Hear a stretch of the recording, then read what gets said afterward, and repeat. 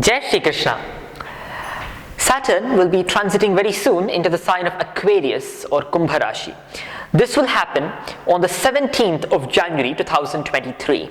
This is a landmark event for the world because this is happening after 2.5 years, a major transit of Saturn that will not include any retrograde back into the previous sign. This holds great significance for the geopolitical, economic, health-wise, and the overall public state of affairs for the next 2.5 years.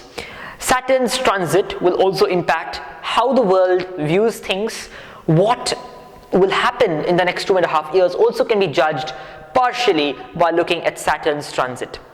This is a very important event, and hence I would like to brief you all about what could happen, say, over the next few months and the next few years as well. As I've already mentioned in my previous videos, we are going through a very powerful time frame now. Since 2020, when the Great Conjunction occurred, which is a change that has occurred once in 400 years. The last time it happened was way back in 1600, a conjunction of this kind of intensity. And the last time it properly happened, similar to this, was in the year 1200, or around the year 1200, which is again really, really far away. And that shows that this period that we are living in is as significant as the beginning of the 13th century, the 1200s. So, the conjunctions and the planetary positions that are currently running are of great global impact and have a significant impact on every single area of our lives. Ranging from global to small communities to families to individuals, this transit is going to have a powerful effect. 2020 is packed with several other movements as well. We have Jupiter moving into the next sign, which is Aries, of which I'll make another video, and several other important transits, including Rahu and Ketu making a very important transit. For now, 2022 has been quite remarkable, and as predicted, there's been a great shake-up in terms of the global order. There's also been a great change in terms of the way things are being viewed, and unfortunately there's been a very problematic geopolitical crisis and a full-fledged war between Russia and Ukraine, where of course a lot of violence is going on and many civilians are suffering and many more are dying. So this is a very big humanitarian concern that we are currently facing. Alongside, as predicted, China is also being affected with a serious demographic crisis, and China is also being affected with a string of issues over the last 2 years overall. And I'll also mention the reason why this is happening and the road ahead for the big country based on the astrological forecasts. And also I would like to mention things for Bharat, our motherland, and what are the prospects for our country and our people overall, and a general global forecast for what is going to happen. And along with that, towards the end of this video, we'll discuss how Saturn could impact individuals during this period. So the Russia-Ukraine war happened just 6 days after Saturn transited into Dhanishtha, and that was anticipated because Dhanishtha is a Mars nakshatra and Saturn of course has a very different vibration compared to Mars, a different energy compared to Mars. So when the two come together in form of Dhanishtha as Mars and Saturn along with Dhanishtha, we expect a full-fledged violent situation and a major geopolitical crisis. And the same way, we also certainly look at a very important economic shake-up as well, because Dhanishtha is the star of treasures, it's a star of wealth, and it's also a star of the treasury. So overall treasuries are signified by Dhanishtha nakshatra, and hence we look at different treasuries of the world. For example, if you look at it in the modern sense, it would be the Federal Reserve. A major shake-up, something that has not happened in decades is running now. We're having a great rejig of the entire economic system, and alongside this is all just this is certainly an offshoot of what happened in 2020 as part of the Great Conjunction.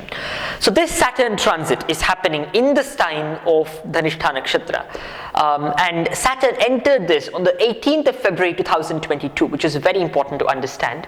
And now Saturn will still continue being in the same nakshatra, which means that still that till around November 2023 we should expect these hostilities between the two countries, Russia and Ukraine, to continue, and we could also expect a lot of problems towards the eastern situations. Now the theater is going to be the east for most of the geopolitical issues that we're going to be seeing. The theater for these issues is most likely going to be towards the eastern direction, and which, I mean, to be more specific, is somewhere around the South China Sea area, which is already geopolitical hotbed, and we expect this area also to be affected because of this, since Saturn is having its aspect on Mesha Rashi, and Mesha or Aries signifies the eastern direction and is also one of the signs of Mars.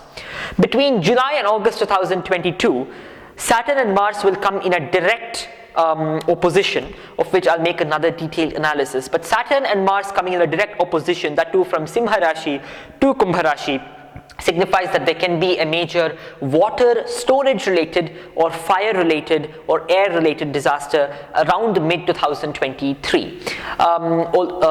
In 2023 this could occur between July to August 2023. Saturn and Mars, whenever they come in an opposition, this generally also creates a rejig in terms of the situation around the world.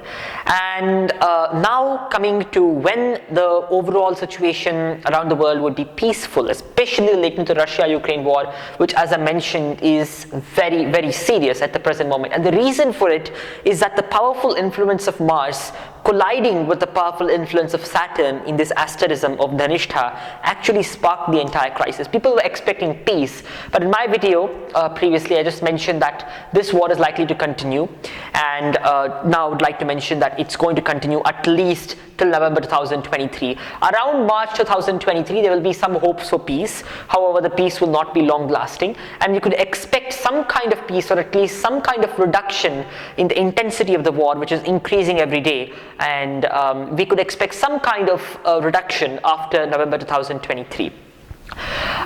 Further, going to the current crisis in China, people are getting very scared of the COVID situation, but I think we need some facts instead of getting too scared about this situation. I would like to mention a few here. First of all, the period that China is running at the present moment is very similar to what was happening between 1959 and 1962. And if we look at the history of the world around that time frame, China faced one of the most terrible demographic crises and terrible humanitarian crisis around that time frame, with the bursting of a dam, if I'm right, and also a major famine that caused the deaths of millions of people, literally. And that was one of the darkest periods in human history for a country, and the number of lives lost was kind of incomparable, and we had to go several centuries back to get some kind of comparison to what happened between 1959 and 1962. Thankfully, the situation is not as bad as that, but what we are experiencing now is not a direct correlation to what was happening in 1962, but it's quite similar. So, which is why we saw some skirmishes, which is why we are seeing the present crisis, which is why we saw one of the most powerful lockdowns ever in history in China, the most number of people locked down, and which is why we saw a major economic slump, and which is why we are presently seeing the demographic crisis. And for the first time, if I'm right, China's population and the demographic situation is also being affected, with the death rate slowly rising and the birth rate declining to an extent. And this also is not really good. But this is not a very long-term effect. This is quite short-term, and this is going to be a very serious problem for China, say, in the coming decade. And as I mentioned, this happened last time in 1962, so we are seeing a similar thing here. And this does not mean that other countries will also be affected by a similar problem, and we need not be scared of it. And first of all, even in China, the number of deaths that are being mentioned are because of a very basic and common problem that the authorities are making us believe, which is that every single death, every single person who has died, in case, even remotely, if they had a single strain of some basic diagnosis of the presence of the coronavirus in their sample, after they, just when they die, they would be labeled as a COVID death. So something even related to COVID, and the classification for this is really broad. So it's a very complicated subject, and I think we shouldn't become fools by just listening to the mainstream media narrative about it. The number of deaths are being actually exaggerated, because if you look at the country of such a big population, and if you look at the number of people who die every month, and if you look at the COVID, because COVID is a virus and it rapidly circulates amongst the people, and not everyone dies, it's just a scare, not everyone dies. So if a nation of 1 billion people is locked down for a particular time frame and is opened up suddenly, then automatically the virus will spread amongst people, but there will be no serious harm. And the people who will be most affected are the ones who are immunocompromised, who have injected a lot of chemicals into their body, and you know what I mean. So most likely it's them, immunocompromised, locking themselves inside the house, suffocating themselves, and again, you know what I mean.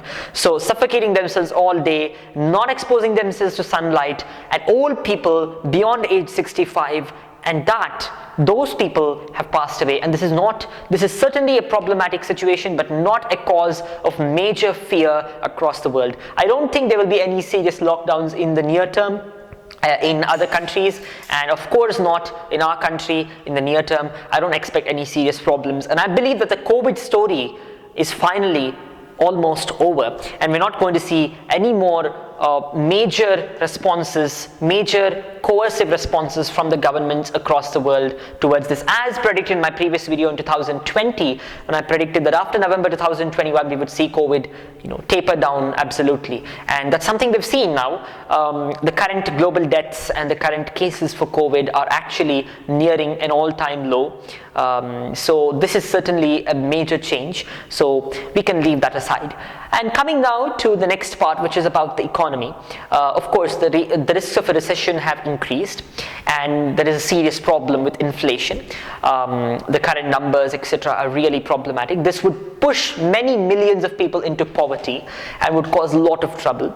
The energy crisis that's looming around the Eurasian area is also of serious concern, and that of course was also predicted because of the confluence of Saturn between between the constellations of both Makara and Kumbha. This kind of situation has evolved overall. So and of course many bubble assets and bubble economies have also fallen significantly. To name a few, the cryptocurrencies and the markets all fallen. So of course anything that rises in an unnatural manner has to come down. So, and of course based on the astrological time frames, everything has returned back to its original cycle. Now coming to, and of course about the future of the economy, especially over the next 2.5 years, as I mentioned in my previous video about Saturn's temporary entry into Aquarius, which I made back in April. Renewable energy is going to be the theme of the next 2.5 years, and already 2022 has been a bumper year for renewable energy. We should see more strides in this field over the next 2.5 years. Whether this will be for the absolute good of humanity, or if it's just another fad, or if it's just parts of renewable energy ideas, whether they will be very good or not is a big question. But as far as I can see based on astrology, the situation for renewable energy is quite favorable over the next 2.5 years, and people would start adopting different types of renewable energy quite faster. The next thing is that arms and weapons would cause a lot of wreck. They would actually wreck the world, and the beginning of this new age of arms and weapons would start off over the next 2.5 years, and would eventually culminate in a very negative global situation, which could also probably be something like a world war around 2029 to 2032. And this situation is certainly not good. However, the corporations, which of course are always ready to profit from every kind of humanitarian crisis, will certainly face record years over the next few years, and say even after 2030, because these corporations, many of them, not all of them, but many of the largest corporations in the world are directly profiting from different humanitarian crises. So that's a very sad situation, and I believe that that kind of problems are going to exacerbate further.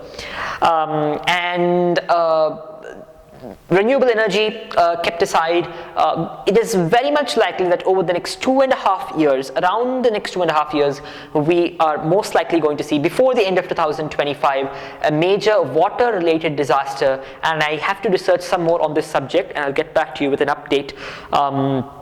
But before I make a video for you all, I would like to emphasize that there is something that is quite negative around this time frame, and I'll detail about that in my next video. Now coming to the final portion, which is about individual effects of Saturn's transit into Aquarius and in the sign, in the constellation of Dhanishtha.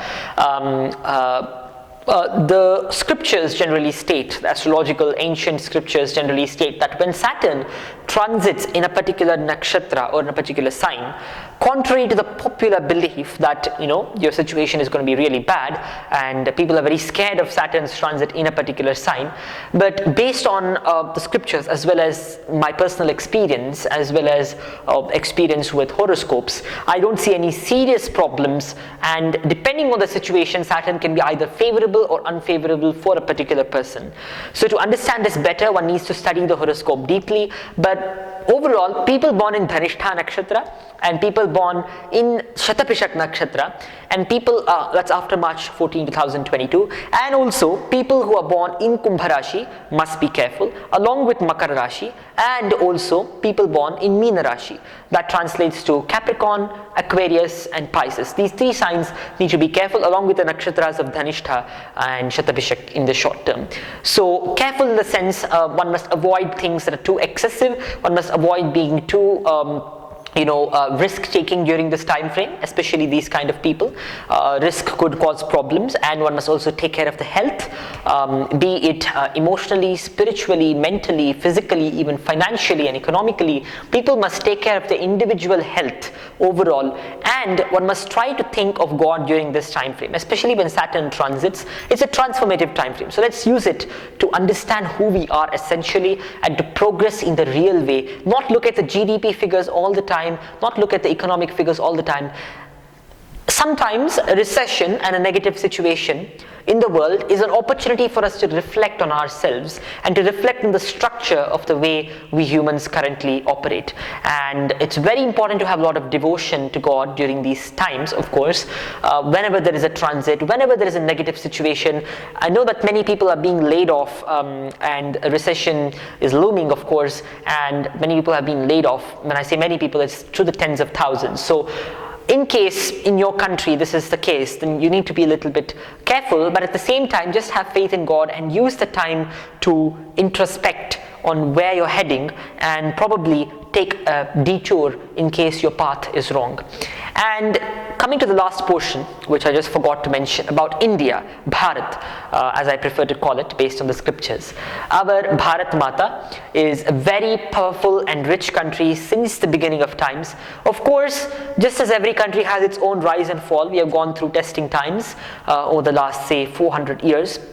Ever since around 1600, when the Great Conjunction came into picture and the European continent became exceedingly powerful and began acting like plunderers and thieves, literally running around the world and stealing and looting people, we were one of the most vulnerable at that time because of our situation and because of the negative situation for us. So now that period has fortunately ended, and we are heralding into a new time frame where no more European colonials. And let me tell one important thing: even before 2020, colonialism was very strong in different forms. It could be coercive agreements, it could be World Trade Organization agreements, it could be anything, but India was still a slave of the financial system and of the educational system that has been imposed by the Western colonialists.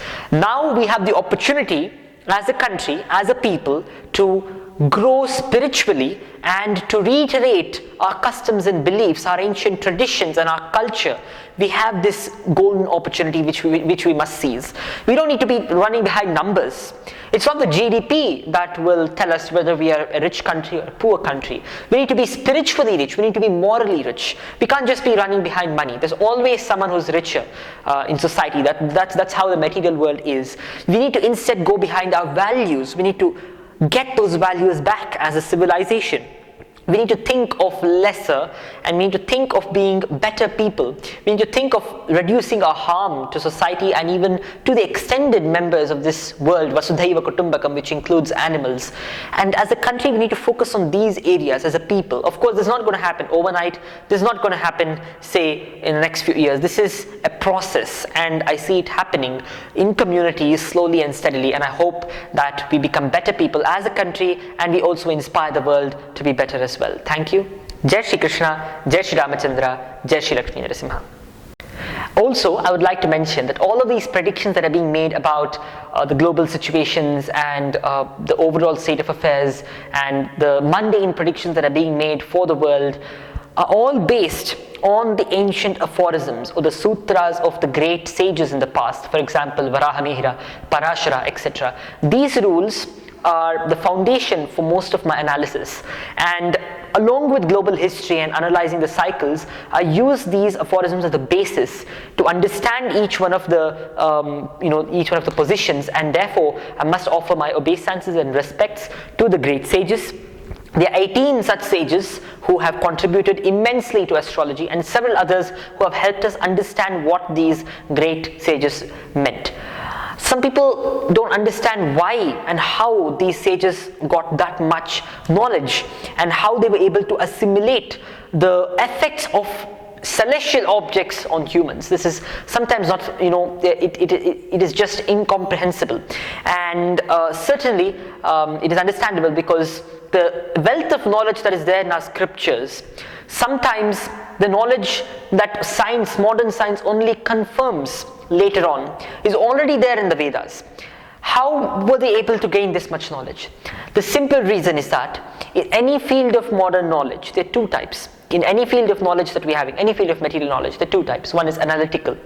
The 99% of whatever form of knowledge humans are pursuing at the present moment is analytical. Any field, and it always starts with an analytical approach, a breakup approach of things. But there's one more way of analyzing things, which is called the meditative or the intuitive approach. This is the approach the sages took. But because we cannot understand and fathom the breadth of this wealth of knowledge, which is intuitive and meditative, the sages broke it up for us in the form of ancient sutras, which we have today, and based on which we make analytical observations. Hence, analytical observations, which is what I use for my predictions, can never be superior to the meditative and spiritual observations of the sages. Hence, glories to them, and we must all respect and value their studies. Someday or the other, many of the unexplored things also we'll be able to understand very soon. Thank you. Jai Shri Krishna. Shri Krishna Arpanamastu.